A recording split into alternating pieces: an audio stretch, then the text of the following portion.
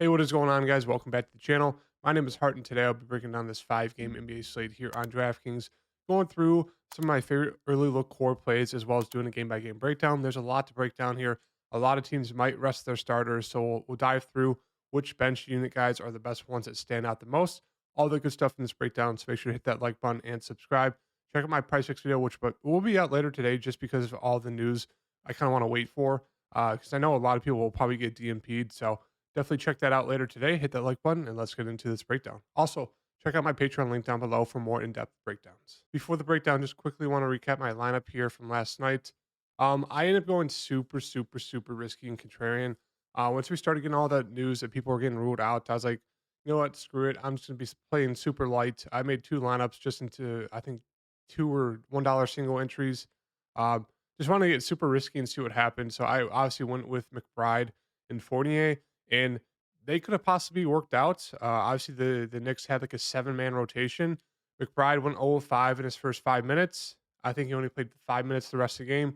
Fournier went 0 of 3 in his first 7 minutes, only played 4 minutes the rest of the game. So they combined went 0 of 8. They were god awful, and so they just did not see any run there. Even though there was literally like five people that could play, they still didn't even make it into the lineup there. So I didn't really care. Obviously, Head quickly talked about him. Uh, Jalen Brown, he was just god awful there. Jaren Jackson Jr., 6%. He went for 65 for me. Obviously, Duran was super chalky. Same thing with Goodwin. Drew Holiday, 3%. Got him for 56. So I was spot on with all like the top guys. It was just Jalen Brown and my two value guys kind of screwed me. So didn't really care much about that. Obviously played super light. Here's the winning lineup in this one. Goodwin, Davis, Grimes, Portis, Robinson, Drew Holiday, Toppin, and Quickly. So I talked about how game stack in that first game was pretty solid. You could have got Grimes, Quickly, Toppin, and then some of the guys on like TJ McConnell on the Pacers side did really well. So yeah, Mitchell Robinson went for a 54 bomb. So there was a lot to get there from that first game. But yeah, going into today's 5 game slate, as I mentioned, there is a lot we had to go over just in terms of like who's going to be playing, who's not going to be playing. Right now, let me just recap that the top 5 seeds in the Eastern Conference are locked up. So the Bucks, Celtics, Sixers, Cavs, and Knicks all have secured their spots in that order. Um, so there really is no point of those guys playing the next like two, I think it's 3 games left. So for Cleveland here, they've already mentioned, and as you can already see, they're going to rule out their whole starting five, even Karis LeVert. So right now, we're probably going to get a starting lineup of Dean Wade, Lamar Stevens, Seti Osman. I would assume they go to Raul Neto over Rubio. I doubt Rubio starts. If he does, I could see him being limited to like 15 to 20 minutes. It's super hard to trust him. So unless we get some information that he's not going to be on minutes limits, it's going to be hard to get to him. So they're probably going to start, as mentioned, Raul Neto, Dean Wade, Lamar Stevens, Seti Osman. And I would assume either Robin Lopez or they'll go to one of these younger guys like Isaiah Mobley or Diakite.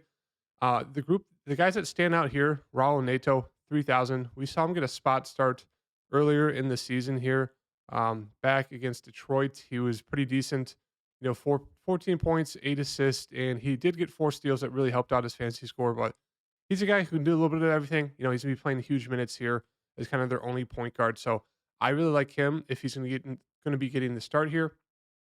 Dean Wade, another one of those guys that sticks out in the starting five just because he's not productive when he's obviously with the starters or with like the second unit on like the real team. But in like this bench team here, he should be playing probably 25, 30 plus minutes.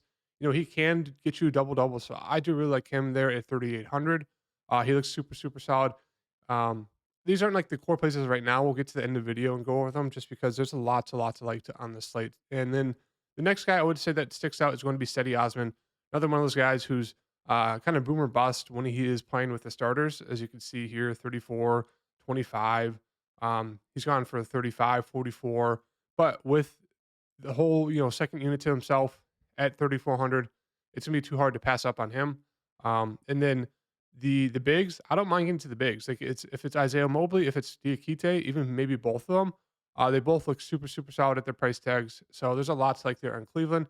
On the Orlando side, Right now, they're just pretty much just running their main guys or young guys pretty much just like normal. What to wait and see? Maybe they start limiting these guys a little bit and just going to the bench a little bit more. Wouldn't be surprised if that happens today.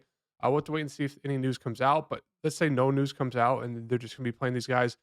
I don't have a lot of interest. Obviously, it's a fantastic matchup for these guys going against the Cleveland like third strings, but they could get limited. They could, only play 25 to 30 minutes. They could start going to the bench guys. They could play like a 20-man rotation. So it's just, pretty risky into these guys, but they obviously look great here going against the Cleveland backup. So if I had to get to, one or two guys, it'd probably be Fulton Paulo, like I pretty much said the past 2 months. Miami. Miami's one of those teams that they do need to win. It will help improve their standings. So what to wait and see.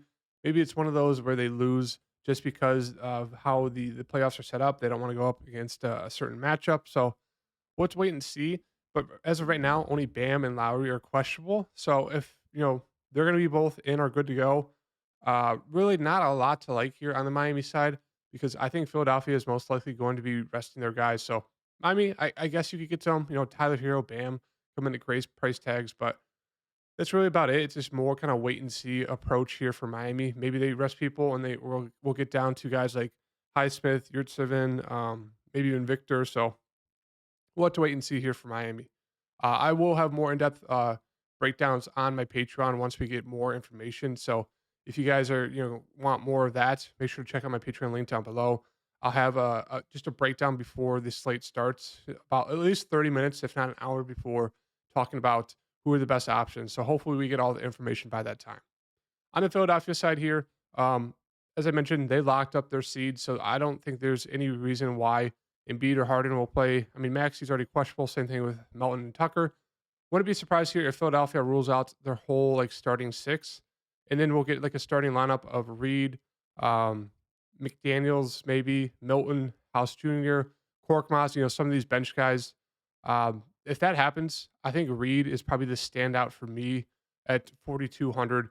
A guy who's super super productive. He's very very foul prone, but as we can see in 17 minutes he put up 34. He's just a kind of a fast paced, high energy guy that can stuff the stat sheet. So as you can see here, 16 and 14. He can get steals, he can get blocks. So really, really like him if he's going to be getting the start with these starters, most likely getting ruled out for today. He stands out. The next guy that stand out would be Shake Milton. I'd say those two would be my favorites.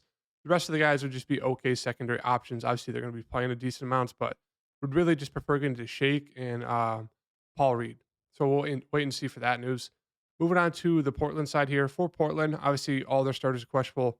Now, Shaden Sharp's questionable. Same thing with Wildford. Same thing with Eubanks. Same thing with Kevin Knox, Reddish, Thibault.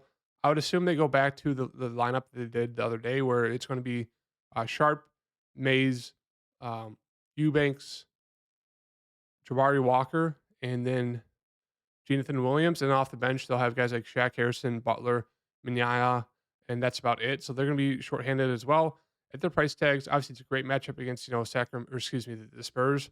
You could take a shot on Shaden Sharp. He did finally get limited in a blowout there, 29 minutes, but he still went for 40. So he's been pretty solid, even in blowouts. He's been getting, close to 30 minutes, if not more. So I think he's still a decent spend up, but I think it's a little bit risky to get to him still. I love Skylar Mays here. He was great for me last slate, 49 there. Almost went for a triple double. So it looks like he's super aggressive. He's been playing very, very well. So I still like him at that price tag of 6,400. It's a very, very solid play. He's going to be playing huge, huge minutes. Watford, Eubanks, if they're in, I just don't think I can get to them.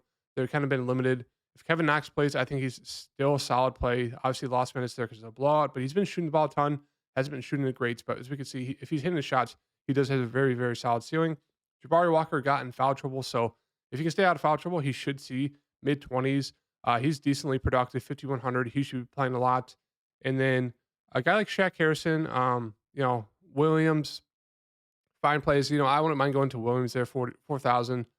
John Butler played 25 minutes. So I guess the standouts to me would obviously be Mays, Jabari Walker, and then some of these cheaper guys like a Butler there. Minyea, don't think he played much. Yeah, 17 minutes. So we'll kind of wait and see for the injury report there for Portland. But those are kind of the standouts to me. On the Spurs side here, Zach Collins looks like he's good to go for Portland. Keldon Johnson looks like he's questionable. I would assume they probably hold him out. So we'll probably get Tyus Jones, Zach Collins, Branham, Bates Diop, and maybe Champagne starting in the starting lineup. I honestly think Champagne would be my favorite player, 4,100. He's played 28 minutes past 2 games. He's shooting a good amount. He's getting rebounds. Has some upside, as you can see here, went for almost 37. So he'd probably be the standout to me. You can get to guys like Zach Collins and Trey Jones. You know, they are going to be the leaders of this team. It's just I could see their minutes being limited. Obviously a blowout here versus Phoenix, only played 29 minutes, but yeah, if you think the game stays close, if they play normal minutes, they could obviously absolutely smash in this matchup. But I just don't know if they see normal minutes, normal rotation. Branham would be decent. You know, he should be super aggressive, kind of as that third option. But still, I think I prefer getting to Champagne or however you say it down here. And that's about it for the Spurs side.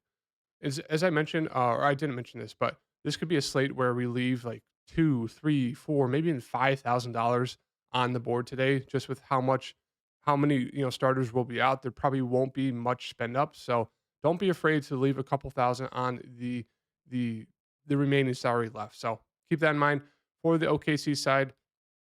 What to wait and see if they're going to be playing their starters. I think as of right now, they will. I think they still have a shot to make the playoffs there. So if that happens, obviously really like SGA. Giddy's super solid. Jalen Williams, I like him a lot at 7,000. I also wouldn't mind taking some props on guys like Jalen Williams, and if they have any of these younger guys on the board, just because there's a chance, maybe Giddy and SGA get rolled out, and then guys like Jalen Williams would be super viable. So we'll have to wait and see. But as of right now, really only just like the main three, and that's about it. We'll still have to wait for news there. On the Utah side, Laurie's out, Kessler out, Clarkson out, Sexton's out. Not sure why he came back for 1 game in the past month and a half, but yeah.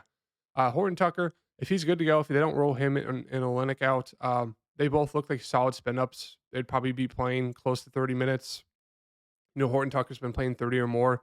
Every game's been close so far for them. So he's, had to play mid 30s and he's been super productive, as you can see here, shooting the ball a ton. So I think he's a solid spin up if he does play.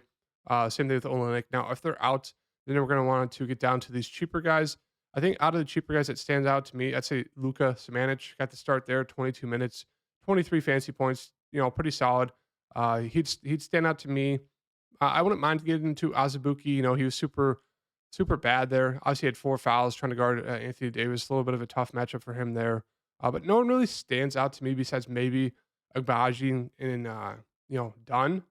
But otherwise, it's just like maybe, Fontecchio, he'd probably be one of the main guys that stands out to me. So it's not like, I think it's like more of a collective effort for these Utah guys. No one really stands out as like the alpha dog. Maybe Fontecchio, maybe Dunn, Abaji, probably those three. Samanic would probably be a super solid, secondary option. So that's kind of my thoughts there. For the Denver side, Denver, I think they've locked up the #1 seed. So don't think Jokic plays. Don't think Murray plays. I wouldn't be surprised if they rest Gordon and MPJ as well. So we could be beginning a game where Bruce Brown starts, Braun starts, Watson, Najee, all these younger guys. If that happens, really like Peyton Watson, 4,300, he should see mid-20s. He's been productive, even playing with the starters there. Obviously, a couple blocks really helped him out, but yeah, he'd probably stand out to me. Same thing with Christian Braun. Kind of more of a wait and see approach for there for Denver, but I think they rest their people. And same thing with Phoenix. I think they rest their guys. If they don't, obviously Durant and Aiden probably stand out the most to me. And if they do rest their guys, then we can start getting down to people like Jock Landale, Shamit, TJ Warren, Damian Lee, Cameron Payne. So it's kind of hard to break down the slate just because there's so much what ifs, just because a lot of people probably will end up resting their guys, but we have to wait for that information. So that's the breakdown for today. As of right now, kind of what I'm looking at and waiting for obviously more information. So if you guys like the video, hit the like button, check out my PrizePicks out video, which will be out later today, and I will see you guys in the next video. Peace.